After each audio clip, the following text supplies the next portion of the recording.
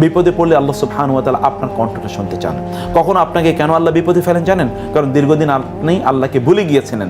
এই ভুলে যাওয়ার কারণে আল্লাহ সুবহানাহু ওয়া তাআলা আপনার আওয়াজটা আবার শুনতে চান। তুমি আবার আমাকে ডাকো ইয়া রব, ইয়া রব বলে তুমি আমাকে ডাকো, ইয়া ইলাহি বলে তুমি আমাকে ডাকো, ইয়া রহমান, ইয়া রহিম বলে তুমি ডাকো। আমি তোমার ডাকে সহায়তা চাই। অনেকদিন তোমার ডাকটা আমি শুনতে পাই না, এর জন্য আমি তোমাকে বিপদে ফেলেছি। তুমি ডাকো আমাকে। ইযা দাআনি ফালইস্তাজিবু, যখন উজিবু দাওয়াতাদ দাঈ ইযা দাআনি, তুমি ডাকো, আমি সাথে সাথে তোমাকে সাড়া দেব, তোমাকে আমি সাড়া দেব। রাতের অন্ধকারে যখন আপনি কষ্টে আছেন, তখন আপনি বালিশের মধ্যে বালিশে শুয়ে শুয়ে অশ্রু না ফেলে সেজদায় দাঁড়িয়ে যান, আপনি সেজদায় লুটিয়ে পড়েন, নামাজে দাঁড়িয়ে যান, সেখানে দু ফোঁটা চোখের পানি ফেলেন, অথবা আল্লাহর সামনে অন্যের কথা, কষ্ট, অন্যের দেয়া কষ্টের কথা মনে করে আপনি চোখের পানি ওইভাবে না ফেলে আপনি যদি মহান আল্লাহ সুবহানাহুর কাছে আবেদন করতে গিয়ে ফেলেন, তাহলে আল্লাহ সুবহানাহু ওয়া তাআলা আপনার সকল প্রয়োজন মিটিয়ে দেবেন। সে সুযোগ তো আপনার সামনে অবারিত, এটা তো আপনার প্রপার্টি, ওয়েলথ, এটা যত্রতত্র আপনার ব্যয় করার কোনো অর্থ নাই। যেন তাকদীরের প্রতি বিশ্বাস স্থাপন, এটা আমাদের 1 নম্বর ইস্যু, মনে রাখা দরকার। যা ঘটার তা ঘটবেই, এটাকে কেউ ঠেকাতে পারবে না, কারো পক্ষে ঠেকানো সম্ভব নয়। যা ঘটার তা ঘটবেই। রাসূলুল্লাহ সাল্লাল্লাহু আলাইহি ওয়াসাল্লাম সে কথা বলেছেন, ওয়ালাম আন্নামা আখতাআকা লাম ইয়াকুন লিয়ুসিবুক, যা ঘটবে তাকে তুমি কখনোই বাধা দিতে পারবে না। অতএব তোমাকে তা মেনে নেওয়া, এটা আমাদের দরকার। 2 নম্বর হচ্ছে আমাদের চিন্তার মোড়টা ঘুরিয়ে দেওয়া দরকার। যেই জিনিসটা আমাকে পেরেশানিতে ফেলছে, সেই দিক থেকে আমার চিন্তার মোড়টা ঘুরিয়ে অন্য কোথাও আমাদের নিয়ে যাওয়া দরকার। যদি আমরা সেটা নিতে পারি, তাইলেই কেবলমাত্র আমাদের দেখবেন যে আমাদের সমস্যার সমাধান হয়ে যাবে। রাসূলুল্লাহ সাল্লাল্লাহু আলাইহি ওয়াসাল্লাম বলেছেন, আপনাদেরকে এই কথা বলি, রাসূলুল্লাহ সাল্লাল্লাহু আলাইহি ওয়াসাল্লাম বলেন, মান জাআলা হুমুমা হাম্মান ওয়াহিদান হাম্মা আখিরাতি কাফাহুল্লাহু হাম্মা দুনিয়াহু ওয়া মান তাশাআবাত বিহিল হুমুমু ফি আহওয়ালি দুনিয়া লাম ইউমারিল্লাহু ফি আইয়ি আওদিয়াতিন হালাকা। কেউ যদি তার টেনশন কেবল একটা জায়গার মধ্যে নিবিদিত রাখে, তাকে আখিরাত, আল্লাহ সুবহানাহু ওয়া তাআলা তার দুনিয়ার সকল টেনশন দূর করে দেবেন। যদি আখিরাত কেন্দ্রিক তার টেনশন থাকে, আর কেউ যদি কেবল দুনিয়া কেন্দ্রিক টেনশনে থাকে, তাহলে আল্লাহ সুবহানাহু ওয়া তাআলা এটাতে কোনো ভ্রুক্ষেপই করেন না। ও কোথায় গিয়া মারা গেল, কোথায় ধ্বংস হলো, আল্লাহ এটা ভ্রুক্ষেপই করেন। ফি আইয়ি আওদিয়াতিন হালাক, সে কোন ভ্যালি, কোন উপত্যকায়, কোন প্রান্তে, কোন পথে সে মারা পড়লো, এটা আল্লাহ সুবহানাহু ওয়া তাআলা এটাকে আল্লাহ ভ্রুক্ষেপই করেন না। যেন আমাদের আখিরাত কেন্দ্রিক চিন্তাই কেবলমাত্র আমাদের সকল অ্যাংজাইটি, ফ্রাস্ট্রেশন, টেনশন এগুলোকে দূর করে দিতে পারে। 3 নম্বর কি, আপনার চেয়ে যাদের অবস্থা অনেক খারাপ, যেটা আমরা গত ইয়েতে বলেছিলাম, তাদের দিকে একবার তাকান, একটু অন্যের দিকে তাকান। আপনি কমপক্ষে আপনার এমন একটা প্রপার্টি আছে। একজন সালাফের কাছে একজন ব্যক্তি এসে বললেন যে, আমার তো কোনো টাকা পয়সা নেই, আমার কিছু ভিক্ষা দেন। বলে, ঠিক আছে, ভালো কথা, তোমার কোনো কিছুই নাই? বলে, না, কিছুই নাই। বলে, আচ্ছা ঠিক আছে ভাই, তোমার চোখ 2টা আমাকে দিয়ে দাও, আমি তোমার 1 লাখ টাকা দেবো। বলে, এটা কোনো কথা বললেন?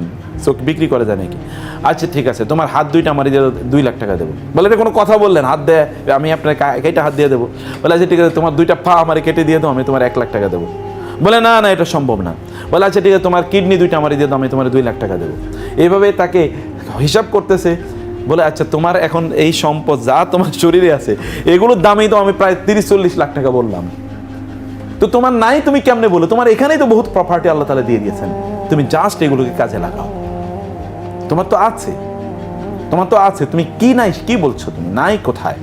নাই কেবলমাত্র তোমার কোথায়? মগজে নাই, যে সত্যিকার অর্থে সেটার এক্সিস্টেন্স আছে। সেজন্য আমাদের যেটি করা দরকার, তাহলে যে আমাদের চেয়ে যারা খারাপ অবস্থায় আছে তাদের দিকে আমাদের তাকানো। এটি রাসূলুল্লাহ সাল্লাল্লাহু আলাইহি ওয়াসাল্লাম 1500 বছর আগে আমাদেরকে বলে দিয়েছেন, যারা তোমার নিচে আছে তাদের দিকে তাকাও, যারা তোমার উপরে, তাদের দিকে তাকালেই তোমার ফ্রাস্ট্রেশন আরও বেড়ে যাবে। আল্লাহর উপর আমাদের ভরসা ইত্যাদি রাখা, এবং আল্লাহর ব্যাপারে সুধারণা রাখা। আমি জানি না আমাদের আল্লাহর ব্যাপারে সুধারণা কতটুকু আছে। যারা কাফের, মুশরিক, মুনাফিক, এদের ব্যাপারে আল্লাহ তাআলা বলেছেন, আয-যান্নিনা বিল্লাহি যান্নাস সাউ আলাইহিম দাইরাতুস সাউ ওয়া গাদিবাল্লাহু আলাইহিম ওয়া লাআনাহুম। আল্লাহ সুবহানাহু ওয়া তাআলা বললেন, একদল লোক যারা আল্লাহর ব্যাপারে খারাপ ধারণা রাখে, আল্লাহ সুবহানাহু ওয়া তাআলা বলেন ওদের ওই খারাপ ধারণার কারণে আল্লাহ তাআলা তাদেরকে কি করবেন? তাদের উপর গজব আরোপ করেন, তাদের উপর লানত আরোপ করেন, আল্লাহ তাদেরকে ধ্বংস করে দেন। আল্লাহর ব্যাপারে আপনার ধারণা কি? কোরআনে আল্লাহ সুবহানাহু ওয়া তাআলা বলেছেন আমরা যেন আল্লাহর ব্যাপারে ভালো ধারণা পোষণ করি। রাসূলুল্লাহ বলেছেন, জন্নু, তোমরা যেন আল্লাহর ব্যাপারে লা ইয়ামুতান্না আহাদুকুম ইল্লা হুয়া ইহসিনুজ যান্না বিল্লাহ, আল্লাহর ব্যাপারে ভালো ধারণা না রেখে কেউ যেন না মারা যায়। রাসূলুল্লাহ বলেন, আল্লাহ তাআলা বলেন, হাদিসে কুদসিতে আসছে, আনা ইনদা যান্নি আবদি ওয়া আনা মাআহু ইদা যাকারানি, আমার বান্দা আমাকে যেমন মনে করে আমি তেমন।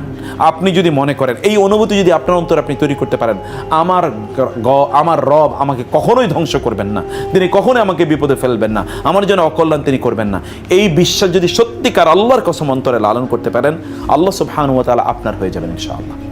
রাসূলুল্লাহ সাল্লাল্লাহু আলাইহি ওয়াসাল্লাম সে কথাই বলেছেন, আল্লাহ তাআলা বলেন, যখন আমার বান্দা আমার হয়ে যায় তখন আমি তার হয়ে যাই। যদি আল্লাহর জন্য আপনি হয়ে যান, তাহলে আল্লাহ সুবহানাহু ওয়া তাআলা আপনার টেনশন, অ্যাংজাইটি তো আল্লাহ তাআলা দূর করে দেবেন, তিনিই তো দূর করে দেওয়ার মালিক। আল্লাহ সুবহানাহু ওয়া তাআলা আলহামদুলিল্লাহিল্লাযী আযহাবা আন্নিল হাযান, কোরআনে আছে যে সেই আল্লাহর জন্য প্রশংসা যিনি আমার টেনশন দূর করে দিয়েছেন। সারা পৃথিবীর সকল মানুষ যদি একত্রিত হয় তোমার কোনো অকল্যাণ করতে, তারা তোমার সামান্যতম অকল্যাণ করতে পারবে না যদি আল্লাহ না চান। সারা পৃথিবীর সকল মানুষ তোমার কোনো কল্যাণ করতে চাইলে তারা কিচ্ছু করতে পারবে না যদি আল্লাহ না চান। অথবা আল্লাহ যতটুকু চান ততটুকুই করতে পারবে। অতএব আল্লাহ সুবহানাহু ওয়া তাআলা তাকদীরের উপর বিশ্বাস করা, যা ঘটেছে ইট ইজ ফ্রম আল্লাহ, মা আসাবা মিন মুসিবাতিন ফামিন আল্লাহ, যা বিপদই ঘটুক না কেন এটা কার পক্ষ থেকে? আল্লাহর পক্ষ থেকে। আর বিপদ কিন্তু মনে রাখতে হবে, এটা একটা গুরুত্বপূর্ণ ইস্যু, বিপদ কিন্তু কখনো আমাদেরকে অপমানিত লাঞ্ছিত করার জন্য আসে না। বিপদ আসে আমাদের কি করার জন্য? To elevate our status, our position, to get us reconnected with Allah, with the powerhouse. আমার যেন আল্লাহর সাথে আমাদের রিকানেকশন হয়। এই জন্যে আমি বহু লোকের দেখেছি হসপিটাল থেকে তিনি দিনদার মানুষ হয়ে ফিরে এসেছেন। বহু মানুষের দেখেছি অ্যাক্সিডেন্টের পর তিনি দিনদার মানুষ হয়েছেন। বহু লোকের দেখেছি তার চাকরি চলে যাওয়ার পর তিনি দিনদার হয়েছেন। বহু লোকের দেখেছি। কেন জানেন? কারণ তিনি বেহুশের মতো জীবনযাপন করছিলেন, আল্লাহ সুবহানাহু ওয়া তাআলা একটা আঘাতের মাধ্যমে তার হুঁশ ফিরিয়ে দিয়েছেন। এরকম বহু লোক আছে, বহু লোক আছে আঘাতের মাধ্যমে তার হুঁশ ফিরে এসছে, অন্যথায় তিনি বেহুশের মতো, পাগলের মতো অস্থির জীবনযাপন তিনি করছিলেন। অতএব আপনার জন্য যেটা আল্লাহর পক্ষ থেকে একটা wake up call, wake up call. কখনো যদি আপনি বিপদে পড়েন তাহলে আল্লাহর পক্ষ থেকে ওয়েক আপ কল, কারণ আপনি বিপদগ্রস্ত অবস্থায় কি থাকেন? মনটা খুবই নরম থাকে, তখন আল্লাহর প্রতি মানুষ অনুগত থাকে। আল্লাহ সুবহানাহু বলেছেন, আম্মান ইউজিবুল মুত্তাররা ইযা দাআহু ওয়া ইয়াকশিফুস সু। বিপদে পড়লে মানুষ কি করে? কাকে ডাকে? আল্লাহকে ডাকে। সমুদ্রে যখন, কোরআনে বহু জায়গায় সমুদ্রের আলোচনায় আল্লাহ তাআলা বলেছেন, যখন ঝঞ্ঝা বিক্ষুব্ধ সমুদ্রে তোমরা থাকো তখন তোমরা কাকে ডাকো? আল্লাহকেই তো ডাকো। কিন্তু যখন সুম্মা ইযা খাওয়ালাহু, যখন তিনি তোমাদেরকে সেখান থেকে মুক্ত করে দেন তখন তোমরা কি? তখন আল্লাহকে তোমরা ভুলে যাও। কিন্তু এই যে ক্ষণিকের এই উপলব্ধি কিন্তু মানুষের জন্য অনেক বড় একটা টার্নিং পয়েন্ট হতে পারে। রাসূলুল্লাহ সাল্লাল্লাহু আলাইহি ওয়াসাল্লাম আল্লাহর আরও বেশি প্রিয় ভাজন হয়ে উঠেছেন প্রতি মুহূর্তে। প্রত্যেকটি মুহূর্তে তিনি বিপদকে কিভাবে, বিপদ তাকে আল্লাহর আরও বেশি কাছাকাছি করেছে। নবী রাসূলদের বিপদ তাদেরকে আল্লাহর আরও বেশি কাছাকাছি করেছে। আল্লাহ সুবহানাহু ওয়া তাআলা ইব্রাহিমকে খলিল হিসেবে গ্রহণ করেছেন। রাসূল তার ইন্তেকালের সময় তিনি বলেছেন যে আমি যদি চাইতাম, লাউ কুনতু ইত্তাখাযতু আহাদান খালিলান লাত্তাখাযতু আবা বকর খালিলান ওয়ালাকিন্নাল্লাহা ইত্তাখাযানি খালিলা। আমি যদি অন্য কাউকে খলিল হিসেবে, ওয়ালাকিন্নী ইত্তাখাযতুল্লাহা খালিলা, আমি যদি অন্য কাউকে খালিল হিসেবে গ্রহণ করতাম তাহলে আমি আবু বকরকে গ্রহণ করতাম। কিন্তু আমি তো কাকে? আল্লাহকে খলিল হিসেবে নিয়েছি। আর আল্লাহ সুবহানাহু ওয়া তাআলা খলিল হিসেবে কাকে নিয়েছিলেন? ওয়াত্তাখাযাল্লাহু ইব্রাহিমা খালিলা, কোরআনে আছে আমি ইব্রাহিমকে খলিল হিসেবে নিয়েছি। কারণ কি? কারণ ইব্রাহিম আলাইহিস সালামকে আল্লাহ তাআলা যেই পরিমাণ পরীক্ষা করেছেন অন্য কাউকে এত পরীক্ষা করেন না। আমাদের ডিপ্রেশনের, অধিকাংশ মানুষের ডিপ্রেশনের মৌলিক কারণ হচ্ছে দুনিয়া। মৌলিক কারণ হচ্ছে দুনিয়া। কেবলমাত্র দুনিয়ার বিভিন্ন প্রত্যাশা তার পূর্ণ হয় না দেখেই ব্যক্তিরা এখানে কি থাকেন? তার প্রচণ্ড ডিপ্রেশনে থাকেন।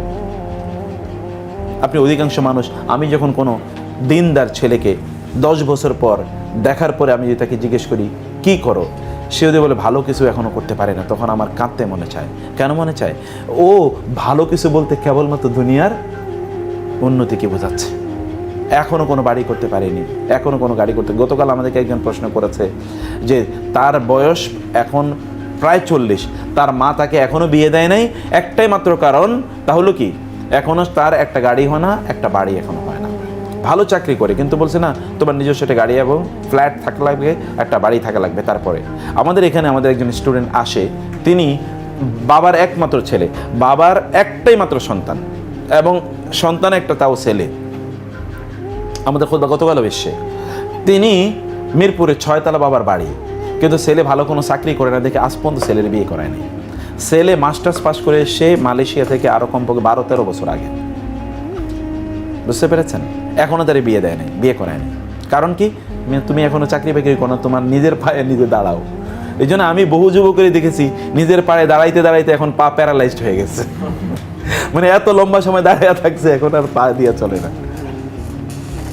একবার আমাকে ইউনিভার্সিটিতে এসে একজন বৃদ্ধ লোক, বৃদ্ধ মানে হলো আমার ছাত্র, MBA করে, বয়স তার 50-52, বলো স্যার আমি আমার মাকে হত্যা করতে চাই, আপনি অনুমতি দিলে আমি করবো। মানে বলে কি, ইন্না লিল্লাহি ওয়া ইন্না ইলাইহি রাজিউন। আমি বলি কি বলেন আপনি? বলে না স্যার আপনি বলেন আমাকে আমার হত্যা করা যায় যাচ্ছে কিনা, আপনি আমাকে বলেন। মানে কি ঘটনা কি এটা বলেন আপনি। বলো স্যার আমার জীবনের ট্র্যাজেডির কথা বলি। ট্র্যাজেডিটা হলো আমার মা আমাকে বিয়ে করতে দেয় নাই, আমার খুবই ভালো যদি চাকরি না হয় এই জন্য আমাকে বিয়ে করতে দেয় নাই। এগুলোর পিছনে ঘুরতে ঘুরতে চাকরি হলো ভালো, ঠিক আছে তুমি একটা ফ্ল্যাট করো, সেটা হলো ঠিক আছে তোমার একটা গাড়ি হোক, এগুলো করতে করতে আমার বয়স 45 হয়ে গেল। এরপর আমি বিয়ে করেছি, এখন গত 7-8 বছর আমার কোনো সন্তান হয় না, আমার পারিবারিক শান্তি নাই, আমার এই জীবন দিয়ে লাভ কি? এখন আমি চিন্তা করছি মাকে হত্যা করা যায় আছে কিনা, আপনি ফতুয়া দিলেই করবো। বিশ্বজনদের real time real life stories এগুলি হচ্ছে, প্রতি মুহূর্তে এটা হচ্ছে। আমাদেরও কিন্তু আরও কিছু বাতিক আছে, এগুলো আমাদের অবশ্যই বোঝা দরকার। সেদিন আসে 16 পার হয়ে 17 বছর এক ছেলে এসে বলল, সে আমাকে বিয়ে করার অনুমতি আছে কিনা আপনি বলেন, যদি বিয়ে করার অনুমতি থাকে তাহলে আমি বিয়ে করব, কিন্তু বাবা মা তো রাজি হচ্ছে না, আপনি বললে আমি বাবা মাকে বাদ দিয়ে আমি বিয়ে করব। তাই আমি বললাম ঘটনা কি, এত বিয়ের জন্য উতালা কেন, ঘটনা কি? বলে আমার চরিত্র ঠিক রাখার জন্য আমি বিয়ে করতে চাই। সুবহানাল্লাহ। আমি 2 কারণে অবাক হয়েছি। একটা হলো তার চরিত্র ঠিক রাখার জন্য তার একটা আকুতি, আর 2 নম্বর হলো চরিত্র নষ্ট হওয়ার জিনিসগুলো তাদের কাছে কত দৃশ্যমান, একটা নিয়ে আমার খুবই ভয় লেগেছে। চরিত্র নষ্ট হয়ে যাবে, 16-17 বছরের একটা ছেলে কেন চিন্তা করতে হয় যে তার চরিত্র নষ্ট হয়ে যাবে? এটা কেমন সমাজ? আজকে আপনারা দেখেছেন কিনা, আজকে গত 2-3 দিন যাবৎ এক মহিলা বলেছে তার নির্মিত সিনেমা ওযু করে যদি সিনেমা দেখে আসে তারপরেও কি তার নাকি ওযু ভাঙবে না, এবং ওই সিনেমার কোনো একজন প্রডিউসার অথবা কোনো নায়ক এরকম সে আজকে কেঁদে কেঁদে, আজকে দেখছি বিভিন্ন জায়গায় এগুলো চলতেছে, কেঁদে কেঁদে বলতেছে আল্লাহর কসম করে বলছি ওই সিনেমায় আমরা নায়ক নায়িকার একজনের হাতও স্পর্শ করি না। এত একটা পবিত্র সিনেমা এটা ছিল, এবং সিনেমাটা এমন পবিত্র তার ভাষায় যে কেউ কারো হাতও স্পর্শ করে না। অনেকে আবার ওইখানে কমেন্ট করে দেখিয়েছে যে কিভাবে ওই মহিলাকে সে কোলে নিয়ে নাচতেছে, হাতে স্পর্শ করে নেই, কোলে দিয়ে নাচতেছে, এবং সে বলছে আল্লাহর কসম করে বলছি, বলছে আমি কোরআন ধরে শপথ করে বলতেছি আল্লাহর কসম এখানে অপবিত্র কোনো কিছুই আমরা করি নাই। অতএব আপনারা এই সিনেমাটা দেখতে পারেন, সিনেমা দেখার জন্য আহ্বান জানাইতেছে। অপবিত্র কোনো কিছু করে না তার মানে এটা একটা ইবাদতের শামিল। অতএব ইবাদত এটাও, এই সিনেমা দেখলে ইবাদত হবে, কয়েকদিন পরে বলতেও পারে সকল লোকেরা যে এটা করলে একটা ইবাদত হবে, অতএব আপনারা সিনেমা দেখতে আসেন। আরেকজন বলছে ওযু করে যদি আপনি সিনেমা হলে ঢুকেন, সিনেমা দেখেন, তারপরেও আপনার ওযু যাবে না। বুঝতে পেরেছেন? বলে কি আমি কি এত সাধারণ উজু করেছি নাকি? আমি 8-10 বার পেশাব পায়খানা করলাম, আমার উজু কোনোদিন চায় না। আরেকদল লোক আছে যেরকম মানে যে আমাদের ইমান কি এত হালকা নাকি যে আমরা নামাজ না পড়লে ইমান চলে যাবে? ইমানের একেবারে দিলের সাথে টাইট করে বাইধে রাখছি যে ইমান যেন না যায়। সে কি ইমান এত হালকা জিনিসটা? আপনাদের ইমান হালকা হতে পারে, আপনাদের ইমান চলে যেতে পারে, আমরা নামাজ না পড়লে আমাদের ইমান যায় না। নামাজ না পড়লেও কি ইমান ঠিক আছে, চুরি করলো কি সে মোমেন, চোর আবার মোমেন হয় কি হবে?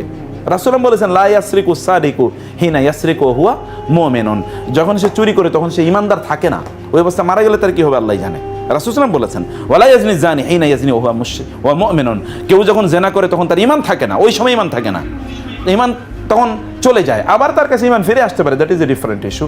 রাসূল বলেছেন লা ওয়া হুয়া মুমিনুন, এর আরেকটা ইন্টারপ্রিটেশন আছে যে কোনো মোমেন জিনা করতে পারে না, কোনো মোমেন চুরি করতে পারে না, তার মানে এটা মোমেনের ক্যারেক্টার না, অন্য কারো ক্যারেক্টার।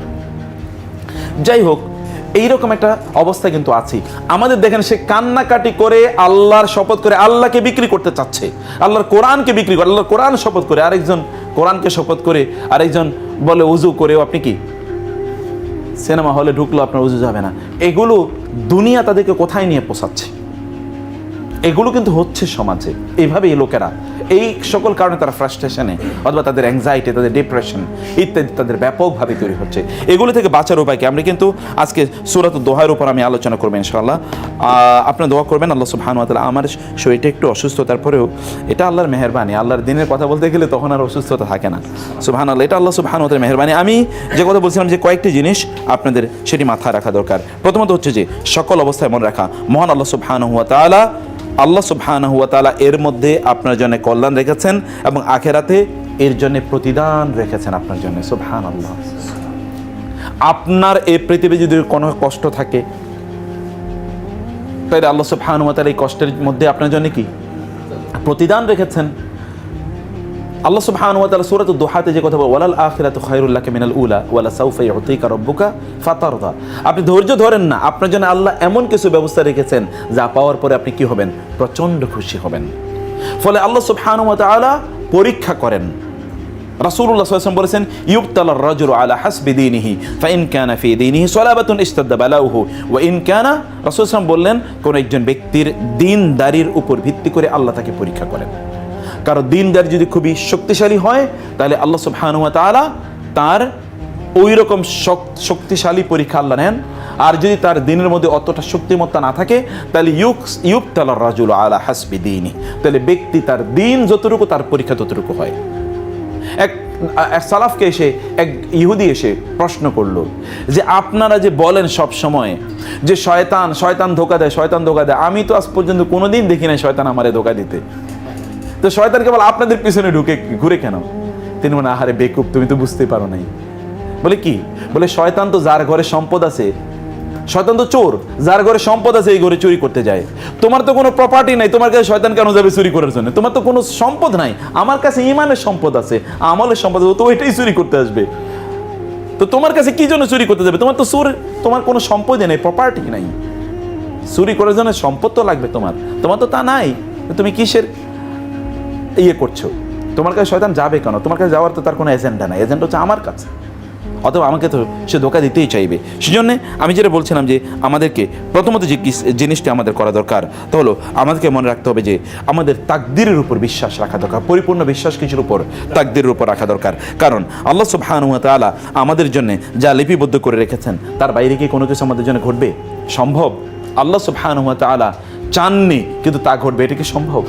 তা তো কখনোই সম্ভব নয়। অতএব এটা আল্লাহ সুবহানাহু ওয়া তাআলা, এই জন্য সালফে সালেহিন তারা আল্লাহর কাছে কোনো প্রার্থনা করলে তাদের চাওয়া অনুসারে যদি ঘটনাটি ঘটতো তাহলে তারা একবার খুশি হতেন, কিন্তু তাদের চাওয়া অনুসারে যদি না ঘটতো তাহলে তারা 10 বার খুশি হতেন, 10 বার আল্লাহকে শুকর জানাইতেন। কেন জানেন? তারা বলতেন যে আল্লাহ সুবহানাহু ওয়া তাআলার সিদ্ধান্ত কি হয়েছে, এখানে বিজয়ী হয়েছে, আল্লাহ যা চেয়েছেন তা হয়েছে, আমি যা চেয়েছি তা হয়নি। এটা এই কারণে, কারণ আমি যা চেয়েছি এটা কল্যাণকর ছিল না, আল্লাহ যা চেয়েছেন সেটাই তো কল্যাণকর। অতএব আল্লাহ সুবহানাহু ওয়া তাআলার সিদ্ধান্ত এখানে কার্যকরী হয়েছে, এই জন্য তারা আরো বেশি খুশি থাকতেন। তিনি চেয়েছেন কিন্তু তা পাননি। সালাতদের আল্লাহ সুবহানাহু ওয়া তাআলার উপর, তাকদীরের উপর তাদের সন্তুষ্টি, পরিতৃপ্তিটা কোন জায়গায় ছিল? এবং এই জন্যে আর রেদা বিল কাদা, আপনি যদি আপনার সমস্যা, আপনার ডিপ্রেশন থেকে যদি আপনি বাঁচতে চান তাহলে আপনাকে আর রেদা বিল কাদা থাকতে হবে। যা ঘটেছে it is for my good. আসা আন তাকরাহু শাইআন ওয়া ইয়াজআলুল্লাহু ফীহিন্না খায়রান কাসীরা। হতে পারে তোমরা এমন কোন জিনিস অপছন্দ করছো কিন্তু আল্লাহ তার মধ্যে অনেক কল্যাণ রেখেছেন। আসা আন তাকরাহু শাইআন হুয়া খায়রুল লাকুম ওয়া আসা আন তুহিব্বু শাইআন ওয়া হুয়া শাররুল লাকুম। আমার ব্যক্তিগত জীবনে একটি ঘটনা আমি অন্য সময় বলেছি, এখনো বলি।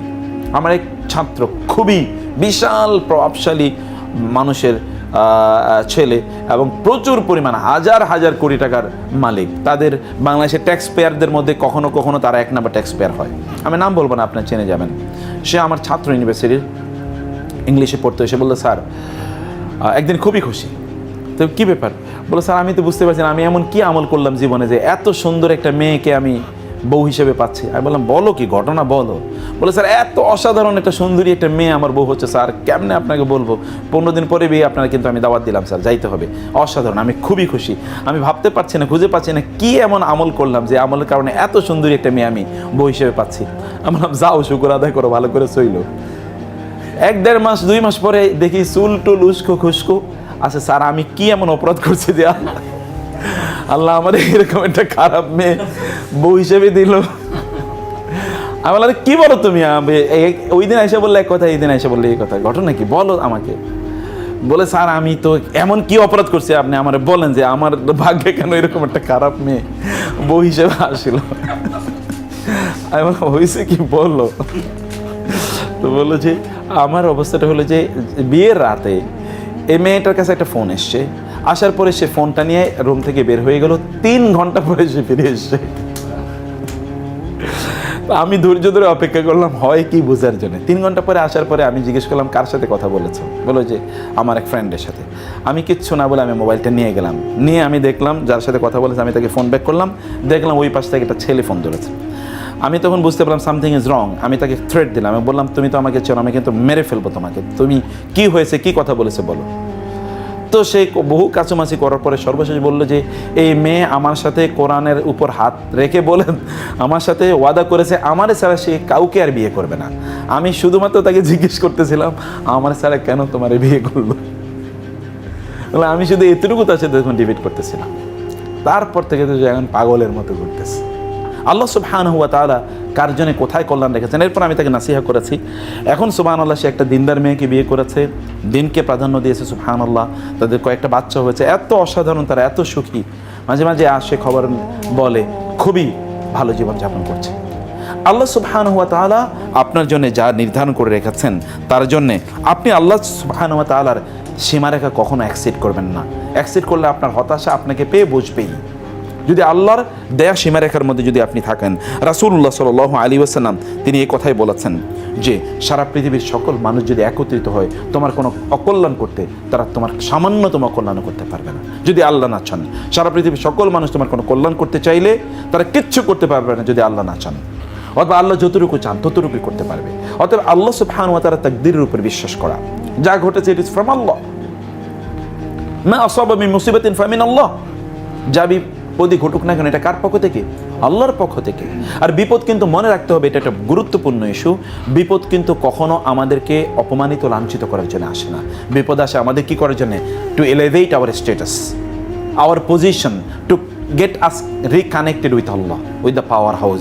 আমরা যেন আল্লাহর সাথে আমাদের রিকানেকশন হয়। এই জন্যে আমি বহু লোকের দেখেছি হসপিটাল থেকে তিনি দিনদার মানুষ হয়ে ফিরে এসেছেন। বহু মানুষের দেখেছি অ্যাক্সিডেন্টের পর তিনি দিনদার মানুষ হয়েছেন। বহু লোকের দেখেছি তার চাকরি চলে যাওয়ার পর তিনি দিনদার হয়েছেন। বহু লোকের দেখেছি। কেন জানেন? কারণ তিনি বেহুশের মতো জীবনযাপন করছিলেন। আল্লাহ সুবহানাহু ওয়া তাআলা একটা আঘাতের মাধ্যমে তার হুঁশ ফিরিয়ে দিয়েছেন। এরকম বহু লোক আছে, বহু লোক আছে আঘাতের মাধ্যমে তার হুঁশ ফিরে এসছে। অন্যথায় তিনি বেহুশের মতো, পাগলের মতো অস্থির জীবনযাপন তিনি করছিলেন। অতএব আপনার জন্য যেটা আল্লাহর পক্ষ থেকে একটা wake up call, wake up call. কখনো যদি আপনি বিপদে পড়েন তাহলে আল্লাহর পক্ষ থেকে ওয়েক আপ কল। কারণ আপনি বিপদগ্রস্ত অবস্থায় কি থাকেন? মনটা খুবই নরম থাকে, তখন আল্লাহর প্রতি মানুষ অনুগত থাকে। আফামাই আল্লাহ সুবহানাহু বলেছেন আম্মান ইউজিবুল মুত্তাররা ইযা দাআহু ওয়া ইয়াকশিফুস সু। বিপদে পড়লে মানুষ কি করে? কাকে ডাকে? আল্লাহকে ডাকে। সমুদ্রে যখন, কোরআনে বহু জায়গায় সমুদ্রের আলোচনায় আল্লাহ তাআলা বলেছেন যখন ঝঞ্ঝা বিক্ষুব্ধ সমুদ্রে তোমরা থাকো তখন তোমরা কাকে ডাকো? আল্লাহকেই তো ডাকো। কিন্তু যখন সুম্মা ইযা খাওয়ালাহু, যখন তিনি তোমাদেরকে সেখান থেকে মুক্ত করে দেন তখন তোমরা কি? তখন আল্লাহকে তোমরা ভুলে যাও। কিন্তু এই যে ক্ষণিকের এই উপলব্ধি কিন্তু মানুষের জন্য অনেক বড় একটা টার্নিং পয়েন্ট হতে পারে। রাসূলুল্লাহ সাল্লাল্লাহু আলাইহি ওয়াসাল্লাম আল্লাহর আরও বেশি প্রিয় ভাজন হয়ে উঠেছেন প্রতি মুহূর্তে। প্রত্যেকটি মুহূর্তে তিনি বিপদকে কিভাবে, বিপদ তাকে আল্লাহর আরও বেশি কাছাকাছি করেছে। নবী রাসূলদের বিপদ তাদেরকে আল্লাহর আরও বেশি কাছাকাছি করেছে। আল্লাহ সুবহানাহু ওয়া তাআলা ইব্রাহিমকে খলিল হিসেবে গ্রহণ করেছেন। রাসূল তার ইন্তেকালের সময় তিনি বলেছেন যে আমি যদি চাইতাম লাউ কুনতু ইত্তাখাযতু আহাদান খালিলান লাত্তাখাযতু আবা বকর খালিলান ওয়ালাকিন্নাল্লাহা ইত্তাখাযানি খালিলা। আমি যদি অন্য কাউকে খলিল হিসেবে, ওয়ালাকিন্নী ইত্তাখাযতুল্লাহ খালিলা, আমি যদি অন্য কাউকে খালিল হিসেবে গ্রহণ করতাম তাহলে আমি আবু বকরকে গ্রহণ করতাম। কিন্তু আমি তো কাকে? আল্লাহকে খলিল হিসেবে নিয়েছি। আর আল্লাহ সুবহানাহু ওয়া তাআলা খলিল হিসেবে কাকে নিয়েছিলেন?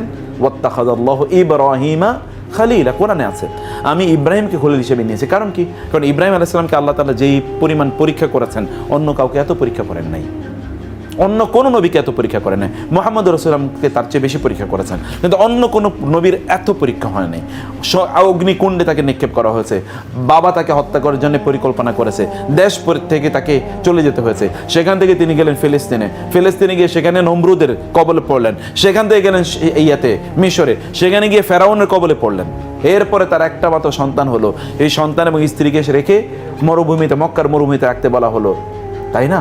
কত কত ঘটনা, আরো কত ঘটনা, আরো কত। এরপরে সন্তান বড় হয়েছে, ফালাম্মা বালাগা আশুদ্দাহু, আল্লাহ সুবহানাহু ওয়া তাআলা বললেন অতঃপর যখন তার সন্তানটা তার সাথে ফালাম্মা বালাগা মাহু সাইয়া ক্বালা ইয়া বুনাইয়া, যখন তার সাথে তার ছেলেটা দৌড়াদৌড়ির বয়সে পৌঁছলো তখন তিনি তাকে বললেন যে আমি তোমাকে জবাই করব, আল্লাহ আমাকে নির্দেশ প্রদান করেছেন তোমাকে যেন আমি জবাই করি।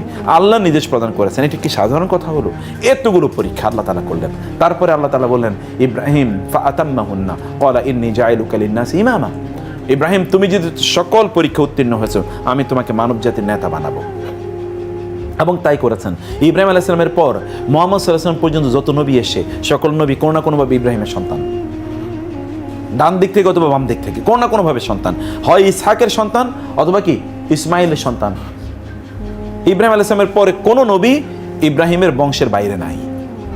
এটা কারণ কি? কারণ তাকে এত পরীক্ষা, যত পরীক্ষা তত আল্লাহর সাথে কি আপনার মর্যাদা বাড়বে। অতএব take it as an opportunity for you. আপনি বিপদে পড়লে আল্লাহর সাথে কি, এবং মনে রাখবেন বিপদে পড়লে আল্লাহ সুবহানাহু ওয়া তাআলা আপনার কণ্ঠটা শুনতে চান। কখনো আপনাকে কেন আল্লাহ বিপদে ফেলেন জানেন? কারণ দীর্ঘদিন আপনি আল্লাহকে ভুলে গিয়েছিলেন। এই ভুলে যাওয়ার কারণে আল্লাহ সুবহানাহু ওয়া তাআলা আপনার আওয়াজটা আবার শুনতে চান। তুমি আবার আমাকে ডাকো, ইয়া রব, ইয়া রব বলে তুমি আমাকে ডাকো, ইয়া ইলাহি বলে তুমি আমাকে ডাকো, ইয়া রহমান, ইয়া রহিম বলে তুমি ডাকো। আমি তোমার ডাকে সাড়া দিতে চাই। অনেকদিন তোমার ডাকটা আমি শুনতে পাই না, এর জন্য আমি তোমাকে বিপদে ফেলেছি। তুমি ডাকো আমাকে। ইযা দাআনি ফালইস্তাজিবু, যখন উজিবু দাওয়াতাদ দাঈ ইযা দাআনি, তুমি ডাকো, আমি সাথে সাথে তোমাকে সাড়া দেব, তোমাকে আমি সাড়া দেব। রাতের অন্ধকারে যখন আপনি কষ্টে আছেন, তখন আপনি বালিশের মধ্যে বালিশে শুয়ে শুয়ে অশ্রু না ফেলে সেজদায় দাঁড়িয়ে যান, আপনি সেজদায় লুটিয়ে পড়েন, নামাজে দাঁড়িয়ে যান, সেখানে দু ফোঁটা চোখের পানি ফেলেন, অথবা আল্লাহর সামনে অন্যের কথা, কষ্ট, অন্যের দেয়া কষ্টের কথা মনে করে আপনি চোখের পানি ওইভাবে না ফেলে আপনি যদি মহান আল্লাহ সুবহানাহুর কাছে আবেদন করতে গিয়ে ফেলেন, তাহলে আল্লাহ সুবহানাহু ওয়া তাআলা আপনার সকল প্রয়োজন মিটিয়ে দেবেন। সেই সুযোগ তো আপনার সামনে অবারিত, এটা তো আপনার প্রপার্টি, ওয়েলথ, এটা যত্রতত্র আপনার ব্যয় করার কোনো অর্থ নাই। যেন তাকদীরের প্রতি বিশ্বাস স্থাপনকে এটা আমাদের 1 নম্বর ইস্যু মনে রাখা দরকার। যা ঘটার তা ঘটবেই, এটাকে কেউ ঠেকাতে পারবে না, কারো পক্ষে ঠেকানো সম্ভব নয়। যা ঘটার তা ঘটবেই। রাসূলুল্লাহ সাল্লাল্লাহু আলাইহি ওয়াসাল্লাম সে কথা বলেছেন, ওয়ালাম আন্নামা আখতাআকা লাম ইয়াকুন লিউসিবুক, যা ঘটবে তাকে তুমি কখনোই বাধা দিতে পারবে না। অতএব তোমাকে তা মেনে নেওয়া এটা আমাদের দরকার। 2 নম্বর হচ্ছে আমাদের চিন্তার মোড়টা ঘুরিয়ে দেওয়া দরকার। যেই জিনিসটা আমাকে পেরেশানিতে ফেলছে সেই দিক থেকে আমার চিন্তার মোড়টা ঘুরিয়ে অন্য কোথাও আমাদের নিয়ে যাওয়া দরকার। যদি আমরা সেটা নিতে পারি, তাইলে কেবলমাত্র আমাদের দেখবেন যে আমাদের সমস্যার সমাধান হয়ে যাবে। রাসূলুল্লাহ সাল্লাল্লাহু আলাইহি ওয়াসাল্লাম বলেছেন, আপনাদেরকে ওই কথা বলি, রাসূলুল্লাহ সাল্লাল্লাহু আলাইহি ওয়াসাল্লাম বলেন, মান জাআল হুমুমা হাম্মান ওয়াহিদান হাম্মা আখিরাতি কাফাহুল্লাহু হাম্মা দুনিয়াহু ওয়া মান তাশাআবাত বিহিল হুমুমু ফি আহওয়ালিদ দুনিয়া লাম ইউবারিল্লাহু ফি আইয়ি আওদিয়াতিন হালাকা।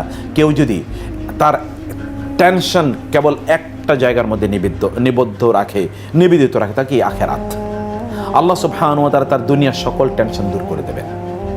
যদি আখিরাত কেন্দ্রিক তার টেনশন থাকে, আর কেউ যদি কেবল দুনিয়া কেন্দ্রিক টেনশনে থাকে, তাহলে আল্লাহ সুবহানাহু ওয়া তাআলা এটাতে কোনো ভ্রুক্ষেপই করেন না। ও কোথায় গিয়া মারা গেল, কোথায় ধ্বংস হলো, আল্লাহ এটা ভ্রুক্ষেপই করেন। ফি আইয়ি আওদিয়াতিন হালাক, সে কোন ভ্যালি, কোন উপত্যকায়, কোন প্রান্তে, কোন পথে সে মারা পড়লো, এটা আল্লাহ সুবহানাহু ওয়া তাআলা এটাকে আল্লাহ ভ্রুক্ষেপই করেন না। যেন আমাদের আখিরাত কেন্দ্রিক চিন্তাই কেবলমাত্র আমাদের সকল অ্যাংজাইটি, ফ্রাস্ট্রেশন, টেনশন এগুলোকে দূর করে দিতে পারে। 3 নম্বর কি, আপনার চেয়ে যাদের অবস্থা অনেক খারাপ, যেটা আমরা গত ইয়েতে বলেছিলাম, তাদের দিকে একবার তাকান, একটু অন্যের দিকে তাকান। আপনি কমপক্ষে আপনার এমন একটা প্রপার্টি আছে, একজন সালাফের কাছে একজন ব্যক্তি এসে বললেন যে আমার তো কোনো টাকা পয়সা নেই, আমার কিছু ভিক্ষা দেন। বলে ঠিক আছে, ভালো কথা, তোমার কোনো কিছুই নাই?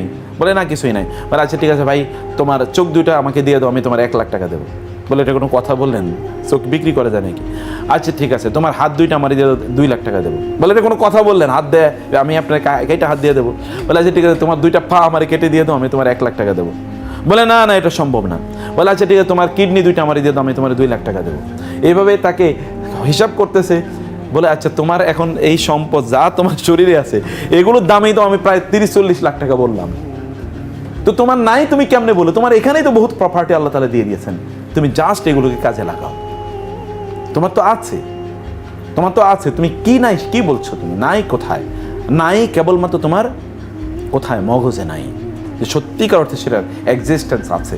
সেজন্য আমাদের যেটি করা দরকার তা হলো যে আমাদের চেয়ে যারা খারাপ অবস্থায় আছে তাদের দিকে আমাদের তাকানো। এটি রাসূলুল্লাহ সাল্লাল্লাহু আলাইহি ওয়াসাল্লাম 1500 বছর আগে আমাদেরকে বলে দিয়েছেন, যারা তোমার নিচে আছে তাদের দিকে তাকাও,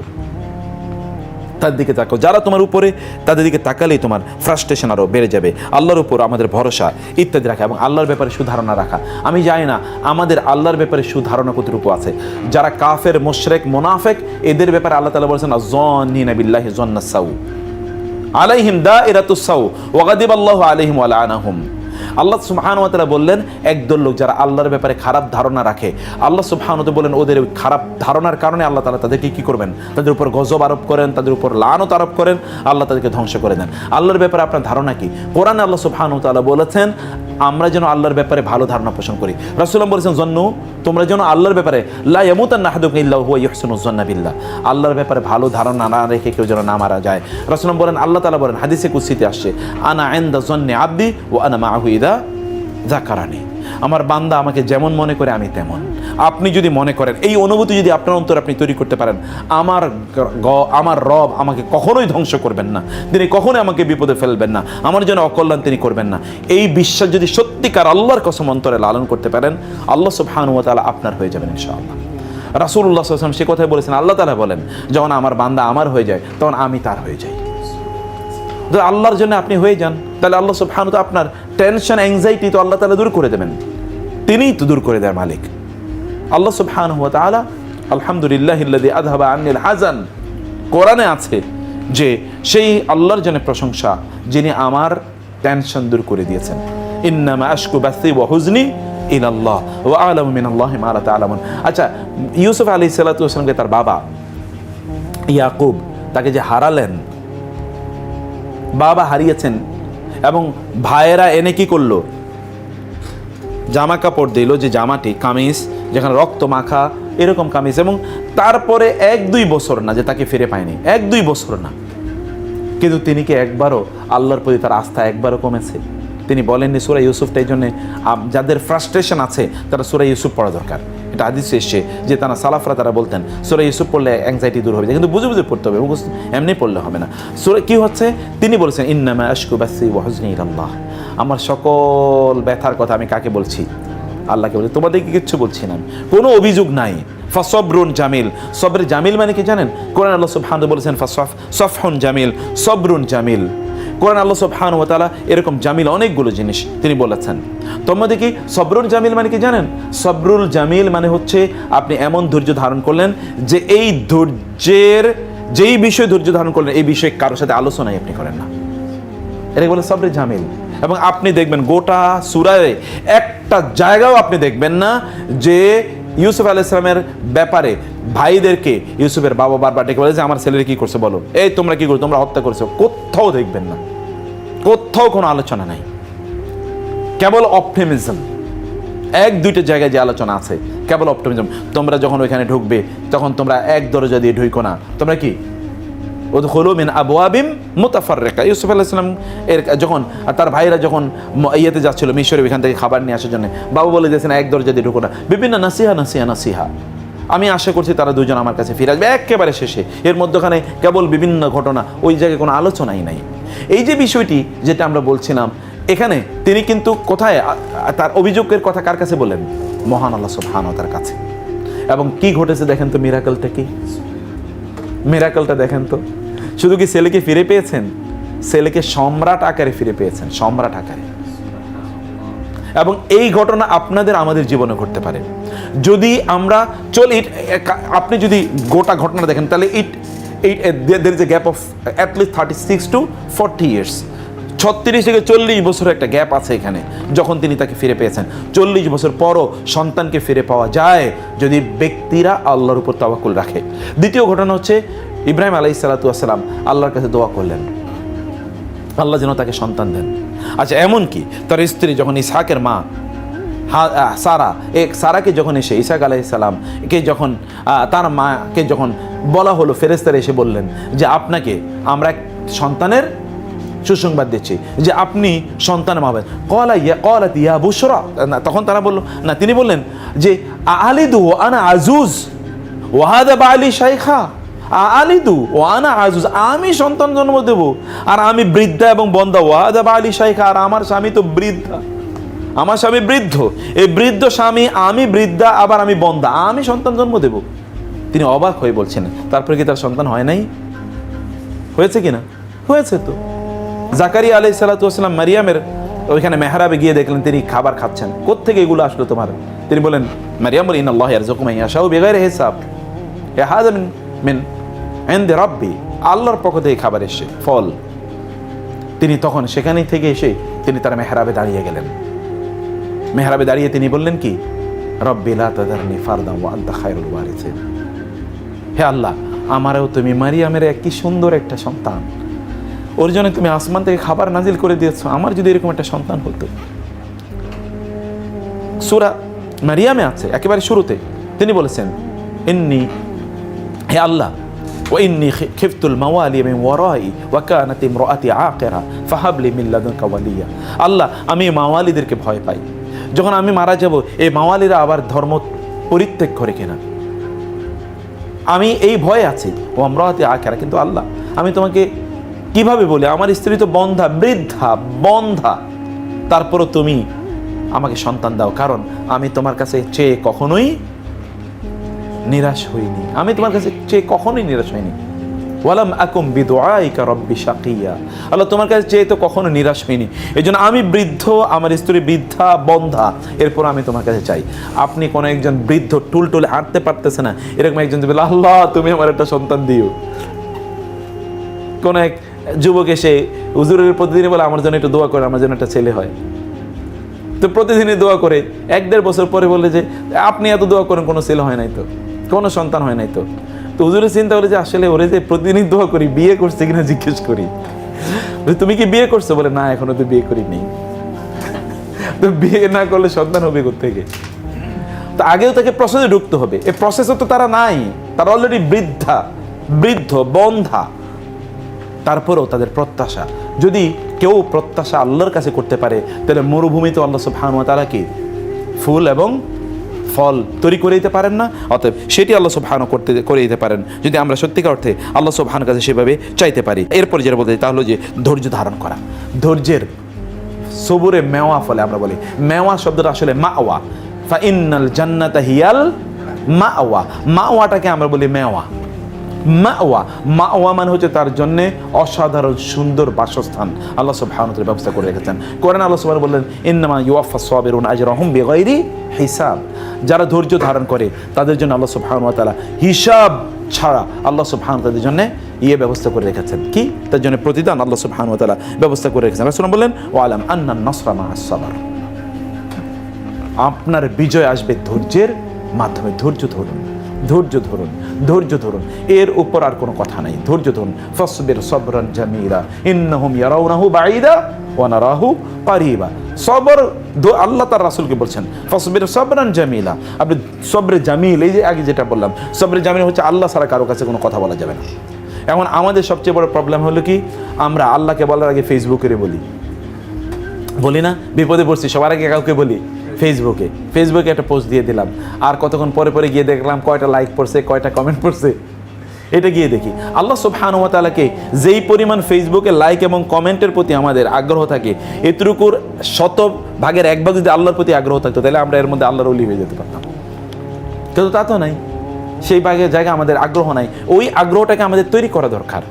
এই বিপদে পড়ার পর এগুলোকে না বলে আল্লাহকে বলা দরকার, এবং বলেই দেখি না যে আল্লাহ সমাধান করেন কিনা। তিনি তো বলেছেন সমাধান করবেন। ধৈর্য, সবরে জামিল ইন্নাহুম ইয়ারাউনাহু বাঈদা, ওরা মনে করছে অনেক দূরে আপনার বিজয়, ওয়া নারাহু কারীবা, আমরা জানি অনেক কাছে আপনার বিজয়, অনেক অনেক কাছে। মাতা নাসরুল্লাহ, আলা ইন্না নাসরাল্লাহি কারীব, আল্লাহ সাহায্য কবে আসবে? আল্লাহ বলছেন আমার সাহায্য তো খুবই কাছে, খুবই কাছে। ধৈর্য ধরেই দেখেন না, ধৈর্য ধরেই দেখেন আল্লাহ সুবহানাহু ওয়া তাআলা কিভাবে করেন। ষষ্ঠ বিষয় হচ্ছে সালাতুল হাজা। সালাতুল হাজা, হাজতের নামাজ আদায় করা। হাজতের নামাজ আপনার কখনো পড়েছেন কিনা আমি জানি না, কিন্তু সালাতুল হাজা পড়া দরকার। বিপদে পড়েছেন, any type of just stand in prayer and perform 2 rakat prayer and make prayer to Allah, subhanahu, make dua to Allah subhanahu wa ta'ala inside your prayer, and you will see that before even finishing your prayer or just after finishing your prayer, you will see that your dua has been accepted to Allah. আপনি দোয়া করেই দেখেন। আমি জীবনে এরকম বহু দেখেছি। এক সিস্টার একবার ফোন করে বললো তার স্বামীরে পুলিশে ধরে নিয়ে গেছে। আমি বললাম সালাতুল হাজাত পড়েন, নামাজ পড়েন। তো তার আগে বলেছে আমি বহু চেষ্টা করেছি, ওরা বহু টাকা পয়সা চায়, তাকে ফেরত নিয়ে আসে। নামাজে দাঁড়িয়ে যান, বলেন। কিছুক্ষণ পর আমাকে ফোন করে বলে স্যার নামাজ পড়েছি, নামাজ পড়ার পরেই একটা ফোন আসলো, আমার স্বামী বললো ওরা আমারে ছাড়িয়ে দিছে, এখন আর কোনো টাকা পয়সা লাগে না। Really this happens. এবং আপনি কেবল you will have to make it, the options are there. আপনাকে কেবল সেটা করতে হবে। সালাতুল হাজাত পড়ুন। রাসূলুল্লাহ যখনই তিনি কোনো বিপদ আঁচ করতেন তখন তিনি নামাজে দাঁড়িয়ে যেতেন। বদরের আগে দেখেন না, তিনি নামাজে দাঁড়িয়ে গেলেন, সারা রাত তিনি নামাজ পড়লেন, তিনি আল্লাহর কাছে দোয়া করলেন। আবু বকর রাদিয়াল্লাহু তাআলা আনহু তার মাথার কাপড়টা কি, মাথার কাপড়টা পড়ে গিয়েছিল, এই কাপড়টা তুলে দিয়ে বলেন কাফাক ইয়া রাসূলুল্লাহ, যথেষ্ট, যথেষ্ট হয়েছে, আল্লাহ সুবহানাহু আপনার দোয়া কবুল করে নিয়েছেন। রাসূল সারা রাত দোয়া করেছেন, আল্লাহ কবুল করবেন না তা তো হতেই পারে না। অপটিমিজম, দোয়া কবুল হয়ে গেছে। এবং পরের দিন তো আমরা জানি যুদ্ধের ময়দানে কি হলো। নিরস্ত্র লোক, এগুলো কোনোদিন যুদ্ধ করে নাই, তাদের সামনে ওরা প্রশিক্ষিত অস্ত্রধারীরা দাঁড়াতেই পারে নাই, দাঁড়াতেই পারে নাই, তারা পালিয়ে যুদ্ধের ময়দান থেকে চলে যায়। বদরের যুদ্ধ, the most eventful battle in the history of the prophet, history of Islam, turning point যেটাকে বলা হয় ইসলামের ইতিহাসে। সালাতুল হাজাত পড়া এবং অধিকারে ইস্তেগফার করা। কত ইস্তেগফার করেন, কত ইস্তেগফার করি আমরা? ইস্তেগফার ব্যাপক ব্যাপক করা দরকার। আমি সর্বত্রই কথা বলি, আমার বাসার বাইরে, যে আপনাদের আমাদের সময়টা যেন অপ্রয়োজনীয়, কিয়ামতের দিন যদি আল্লাহ সুবহানাহু ওয়া তাআলা বলে যে ঠিক আছে তুমি কতটুকু ভালো কথা বলছো, কতটুকু মন্দ কথা বলছো, আর কিছুর হিসাব আমি করবো না, তাহলে কি অবস্থা দাঁড়াবে? কতটুকু প্রয়োজনীয় আমার সাথে রিলেটিং কতটুকু কথা বলেছো, আমার বাইরে কতটুকু কথা বলেছো, এইটার কেবল হিসাব যদি করা হয় কিয়ামতের দিন, তাইলেও তো উপায় নাই, তাইলেও তো উপায় নাই। এই জন্য তাসবিহ তাহলিল করে, আল্লাহর কসম আমার জীবনে তাসবিহ তাহলিল করে ইস্তেগফার করে আমি কোনোদিন ঠকি নাই, কোনোদিন ঠকি নাই। এত জিতেছি যে জেতার কথা বলে শেষ করতে পারবো না। ইস্তেগফার করেই দেখেন। দুটো জিনিস, একটা হলো ইস্তেগফার, একটা হলো দুরুদ, রাসূল সাল্লাল্লাহু আলাইহি উপর দুরুদ। বিশ্বাস করেন কখনো আমার ড্রাইভার এখানে ও নাই, ও বলতে পারতো, অথবা ধরেন টেলিভিশনে লাইভ হচ্ছে 4টায়, আমরা যেই রাস্তায় আছি তাতে 4:30টায় গিয়ে পৌঁছতে পারবো না। ওরা টেনশন করছে, আমি দুরুদ পড়া শুরু করলাম, কিভাবে যে 4টার আগে গিয়ে পৌঁছেছি এটা আমরা জানি না, কেউ বলতে পারবে না, কারো ক্যালকুলেশন মিলে না, কিন্তু আমরা সময় মতো গিয়ে পৌঁছে গেছি। সুবহানাল্লাহ, it happens and many times. দুরুদ পড়া, ইস্তেগফার করা, এটা এত বারাকা, এই বারাকার কোনো শেষ নাই। এটি ব্যাপক পরিমাণ আমাদেরকে, এই যে সেজন্য আমি বলছি অষ্টম যেটি, তাহলে যে দুরুদ পড়া বেশি বেশি। সপ্তম হলো ইস্তেগফার করা, অষ্টম হলো দুরুদ পড়া। এবং যে বিষয়ে আপনার দুশ্চিন্তা রয়েছে, যেই কোনো আমলধারী নির্ভরযোগ্য কোনো ভালো আলেমের পরামর্শ নেবেন। এটা আগেও বলি, পরেও বলি, আলেমদের সাথে গেট কানেক্টেড উইথ দ্য ওলামায়ে কারাম, যারা হক্কানি ওলামায়ে কারাম, যাদের আকীদা মানহাজ সব ঠিক আছে, এদের সাথে কানেক্টেড থাকা। আদারওয়াইজ দেখবেন আপনি ইউ উইল গেট জাস্ট রাস্টেড।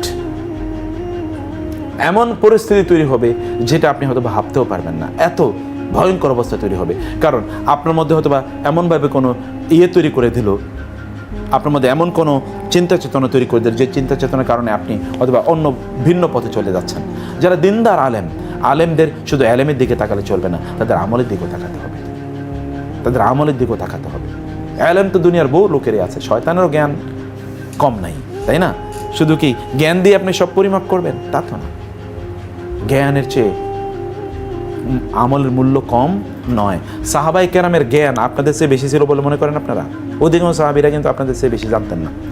আমি হলফ করে বললাম, অ্যান্ড অন রেকর্ড বললাম, অধিকাংশ সাহাবায়ে কেরামের জ্ঞান আপনাদের চেয়ে বেশি ছিল না। আচ্ছা, অনেক সাহাবী এসে কি কথা বলেন নাই, ইয়া রাসূলুল্লাহ আমাকে শুধু একটা আমলের কথা বলেন, এর চেয়ে বেশি করার আমার কোনো সুযোগ নেই, এর চেয়ে বেশি করতে পারবো না, মনেও রাখতে পারবো না, করতেও পারবো না, একটা বেশি। তিনি বলেন কুল লা ইলাহা ইল্লাল্লাহ সুম্মা ইসতাকিম, লা ইলাহা ইল্লাল্লাহ বলো, তারপরে এর উপরে কায়েম থাকো। একজন এসে বলেন বেদুইন, ইয়া রাসূলুল্লাহ আমাকে কিছু আমলের কথা বলেন, যা বলবেন তাই করবো, কিন্তু বেশি করতে পারবো না। তিনি বলেন 5 ওয়াক্ত নামাজ পড়বা, যাকাত ফরজ হলে যাকাত দেবা, আর কি রোজা রাখবা, আর হজ ফরজ হলে হজ করবা। তিনি চলে যাচ্ছেন, যাওয়ার সময় কি বলছেন? বুখারী হাদিস, ওয়াল্লাহি লা আযিদু আলা হাযা শাইআ, ওয়াল্লাহি লা আযিদু আলা হাযা ওয়ালা আনকুসু মিনহু শাইআ। আল্লাহর কসম, আপনি যা বলছেন তার চেয়ে একটু বেশি করব না, তবে একটু কমও করব না। আপনি যা বলেছেন তার চেয়ে একটু বেশি করব না, কিন্তু একটু কমও করব না। রাসূল সাল্লাল্লাহু আলাইহি ওয়াসাল্লাম কি বলেন জানেন? সাহাবায়ে কেরামকে লক্ষ্য করে, মান সাররাহু আন ইয়ানজুরা ইলা রাজুলিন মিন আহলি জান্নাহ ফালইয়ানজুর ইলা হাযা। তোমাদের কারো যদি কোনো জান্নাতি লোকের দেখতে মনে চায়, তাহলে এই লোকটার দিকে তাকাও। আচ্ছা, জান্নাতি কি করছেন তিনি বলছেন বেশি করব না, অল্প কেবলমাত্র কিছু, কিন্তু কমও করবেন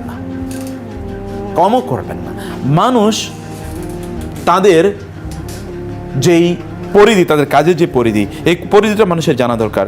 পরিধি কেবলমাত্র যদি তারা জানেন, তাইলেই তারা সেটি বুঝতে পারবেন। সেজন্য তাদের আমলের কথা আমি বলছি। আমি এই কথা অনেক সময় আপনাদেরকে বলি, সাহাবায়ে কেরামরা তারা এমন একটা সোসাইটিতে ছিল যেখানে পপুলেশন একেবারেই কি কম, তাদের বইপত্র ছিল না, কেবলমাত্র কোরআন রাসূলের কাছ থেকে তারা শুনতো। অধিকাংশ সময় তাদের কাজের বাইরে ছিলেন, বিভিন্ন জায়গায় তারা ছিলেন। এই রাসূলুল্লাহ সাল্লাল্লাহু আলাইহি ওয়াসাল্লামের এই সাহাবায়ে কেরাম তাদের কি ছিল? তারা যা শুনেছেন তাই আমল করেছেন, এর বাইরে কিছু তাদের করার সুযোগও ছিল না। তারা লাইফ নিয়ে তাদের স্ট্রাগল। তারা সেই সাহাবায়ে কেরাম রাদিয়াল্লাহু তাআলা আনহুম আজমাইন, তাদের অবস্থা 2-4 জন আবু হুরায়রা রাদিয়াল্লাহু তাআলা অন্যদের কথা বলে লাভ নাই, আমি ম্যাক্সিমামদের কথা বলছি, ম্যাক্সিমাম যাদের অবস্থা ছিল সেই সাহাবায়ে কেরাম রাদিয়াল্লাহু তাআলা আনহুম আজমাইন এই পৃথিবীর সবচেয়ে সেরা মানুষ। কারণ কি? কারণ হচ্ছে তাদের আমল। কারণ হচ্ছে তাদের আমল। তারা এসে কি নিয়ে প্রতিযোগিতা করতেন? আপনার এই কথা তো নিশ্চয়ই জানেন। সাহাবায়ে কেরামরা এসে তার মদিনার সাহাবীরা এসে বলেন, ইয়া রাসূলুল্লাহ, আমাদেরকে আপনি এমন কিছু আমলের কথা বলেন, কারণ এই যে ধনীরা এরা তো দান সাদা করে, আমরা দান সাদা, গরিব মানুষ দান সাদা করতে পারি না, এরা তো অনেক বেশি সওয়াব পেয়ে যাচ্ছে। আমাদের কিছু আমলের কথা বলেন যেন আমরা পিছিয়ে না যাই। দেখেন তো ইস্যুটা কি, আমরা যেন পিছিয়ে না যাই জান্নাতের প্রতিযোগিতায়। বলে ঠিক আছে, তোমরা তাহলে প্রত্যেক নামাজের পর কি করবে? 33 বার সুবহানাল্লাহ, 33 বার আলহামদুলিল্লাহ, 33 বার আল্লাহু আকবার, এটা তোমরা পড়বে। তাইলে যারা কেবলমাত্র তোমাদের মতো এগুলো করতে পারবে তারাই তোমাদের সমান আসবে, অন্যথায় তোমাদের সমান আর কেউ থাকতে পারবে না মর্যাদায়। গরিব সাহাবীরা কয়েকদিন পরে তারা এসে বলেন, ইয়া রাসূলুল্লাহ, আপনি বলছেন নামাজের পরে 33 বার এগুলো পড়ার জন্য, এগুলো তো ধনী সাহাবীরাও শুনে গেছে। এখন তো তারাই আমল করতেছে, এখন আমরাই আমল করতেছি, তাইলে আমরা তো আবার পিছিয়ে গেলাম। অবস্থাটা কি দেখেন তো, অবস্থাটা কি? তাদের জান্নাতে যাওয়ার আকুতিটা কোন জায়গায়, তার আকুতিটা, তার প্রায়োরিটিটা কোন জায়গায়, তার প্রেফারেন্সটা কোন জায়গায়, এগুলো নিয়ে তারা ব্যস্ত থাকবেন। এগুলো তাদের টেনশনের কারণ ছিল। অতএব এটি আমাদের কোনো আলেমের কাছে, ভালো মানুষের কাছে পরামর্শ চাইলে কখনোই হয় না, পরামর্শ চাওয়া লাগে। মা খাওয়া মানিস্তা সারা, ওমা নাদিমা মানিস্তা, মা খাওয়া মানিস্তা সারা। রাসূল সাল্লাল্লাহু আলাইহি ওয়াসাল্লাম বলেছেন, মা খাওয়া মানিস্তা সারা, যে কখনো মশওয়ারা নেয় সে কখনোই কি ক্ষতিগ্রস্ত না। ওয়ামা নাদিমা মানিস্তাখারা, আর যে ইস্তেখারার নামাজ পড়ে সে কখনোই লজ্জিত হয় না, কারণ তার কাজটা তো পারফেক্ট। কারণ আল্লাহ সুবহানাহু ওয়া তাআলার পক্ষ থেকে পারমিশন অথবা অনুমোদন নিয়ে অথবা আল্লাহর পক্ষ থেকে কোনো একটা নির্দেশনা নিয়ে সে কাজটি করেছে, অতএব সে কখনো এর কারণে হবে না। এবং সর্বশেষ আমি যেটি বলতে চাই, তাহলে যে অনেকগুলো দোয়া আছে কোরআন এবং সুন্নায়, সেই দোয়াগুলো আমাদের এই জায়গায় পড়া দরকার। তাইলে আমরা ইনশাআল্লাহ কেবলমাত্র আমরা এই যে দুশ্চিন্তা ইত্যাদি থেকে আমরা মুক্তি পেতে পারবো ইনশাআল্লাহ। আমরা সূরাতুদ দোহা নিয়ে আলোচনা করতে চাচ্ছিলাম। সূরাতুদ দোহা, এটি সালাতের সময় হয়ে গেছে, আমিও আজকে 1 ঘন্টা আমাদের দেরি হয়েছে। সূরাতুদ দোহাতে আল্লাহ সুবহানাহু ওয়া তাআলা, সূরাতুদ দোহা আমি একেবারে শব্দ ধরে ধরে একটা একাডেমিক ডিসকাশন করতে চেয়েছিলাম। আমরা এটা আমার মনে হয় এক্স্যাক্টলি আমরা নেক্সট উইকে, নেক্সট স্যাটারডেতে ইনশাআল্লাহ, একইভাবে প্রতি স্যাটারডেতে আমাদের প্রোগ্রামগুলো চলবে ইনশাআল্লাহ। আপনারা অন্যদেরকে একটু দাওয়াত দিয়েন, কাইন্ডলি অন্যদেরকে একটু দাওয়াত দেবেন, তাদেরকে একটু হালাকা তৈরি হোক, একটু স্পিরিচুয়াল ডিসকাশন হোক, আমাদের কিছু এই সেশনগুলো থাকুক। সবই তো আমরা অন্যান্য বিভিন্ন ধরনের সেশনে, যেই জায়গায় আমাদের অন্তত দিনই ইয়েটা তৈরি হবে, এরকম একটা ইউনিভার্সিটির একটা এনভায়রনমেন্ট, একটা আবহাওয়ায় এসে আপনার কিছু দিনই আলোচনা আপনি ডাকতেই পারেন কাউকে, আপনি হয়তো অন্য কোনো জায়গায় ডাকতে পারেন, কিন্তু এরকম একটা একাডেমিক এনভায়রনমেন্টে ডাকা যায়। আমার মনে হয় এই ডাকাত অন্যদেরকে একটু দাওয়াত দেন। আমি গতকাল খুতবায় যে কথাটি বলেছি আপনাদেরকে এটা বলে শেষ করি, তাহলে যে আপনি কিয়ামতের দিন গিয়ে দেখবেন যে আপনার আমলের কারণে আপনি জানাতে যেতে পারছেন না, কিন্তু আরেকজনের আমলের কারণে আপনি জানাতে চলে যাচ্ছেন। এক্সপ্লেইন করি, আপনি গিয়ে দেখলেন যে আপনার কোনো আমল একটাও কবুল হয়নি, কিন্তু আপনি যে লোকের দাওয়াত দিয়েছিলেন ওই লোকগুলো যে আমল করেছে, ওই আমলের কারণে কি আপনার আমল নামায় যে আমল ঢুকছে এইগুলোর কারণে আপনি পার পেয়ে গেছেন। এটা হতে পারে না? It will happen for many people. আবার কোনো লোক এমন হবে যে সেই লোক তার নিজের আমলের কারণে জাহান্নামে যাচ্ছে না, আরেকজন আমলের কারণে জাহান্নামে যাচ্ছে। কারণ কি?